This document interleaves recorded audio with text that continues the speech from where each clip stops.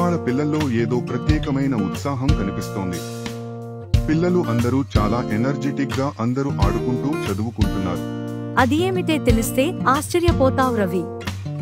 ఈ రోజు మన పార్క్ ఆర్ట్ థియేటర్లో అవతార్ మెహర్ బాబా గురించి సంగీత ప్రదర్శన అయిన మెసేజెస్ ని ఒక చిన్న స్టోరీస్ రూపంలో చూపించబోతున్నారు. పిల్లలు ఆయన్ని వారి నిశ్శబ్ద స్నేహితుడుగా భావిస్తారు. ఆయన గురించి మరిన్ని విషయాలు థియేటర్ కి వెళ్లే లోపల తెలుసుకుందాము అని చదువుతున్నారు. నిశ్శబ్దమా? ఆయన మాట్లాడలేదా? ఆయన బోధించడానికి రాలేదు, మేల్కొలిపేందుకు వచ్చాను అని 44 సంవత్సరాల పాటు సైలెన్స్ లో ఉండి స్పిరిట్యువల్ వర్క్ చేశారు. మన అందరి హృదయాలలో ప్రేమ బీజాలు వేశారు. ఆయన ప్రేమ మాటల కంటే బలంగా మాట్లాడింది, అందరి హృదయాల్ని మేల్కొల్పింది.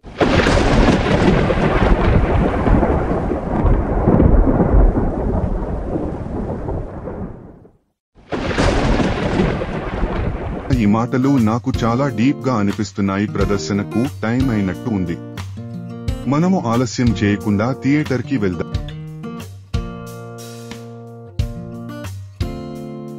చాలా పెద్ద థియేటర్, చాలా ఎక్సైటింగ్ గా ఉంది మెహర్ బాబా గురించి మరిన్ని విషయాలు తెలుసుకోవడానికి.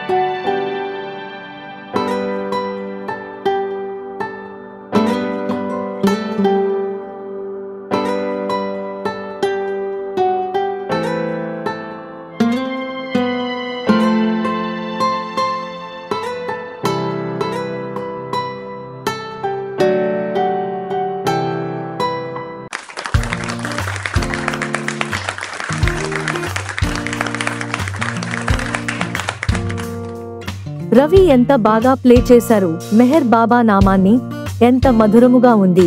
ఆ నామము మనము ప్రతి చర్యలో ఆయన నామాన్ని జ్ఞప్తి అందు ఉంచుకుని స్టార్ట్ చేస్తే అంత ఆనందమే కదా. నో మోర్ వర్రీస్, ఎటువంటి వర్రీస్ ఉండవు కదా. మెహర్ బాబా అంటారు, don't worry, be happy, love me, I will help you.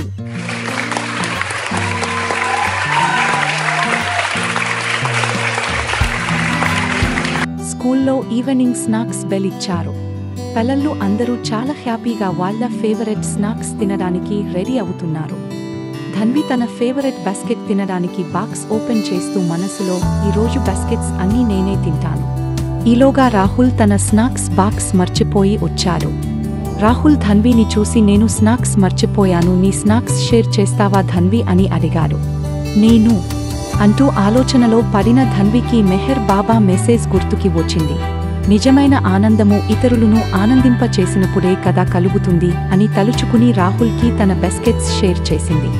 ఇద్దరు హ్యాపీగా స్నాక్స్ తీసుకున్నారు. థాంక్ యూ ధన్వి, నువ్వు చాలా మంచి స్నేహితురాలివి. ధన్వి హ్యాపీగా ఇంటికి వెళ్లి జరిగింది అంతా వాళ్ళ అమ్మగారితో షేర్ చేసింది. వాళ్ళు, అమ్మగారు చాలా మంచి పని చేశావు ధన్వి అంటూ సంతోషాన్ని వ్యక్తపరిచారు.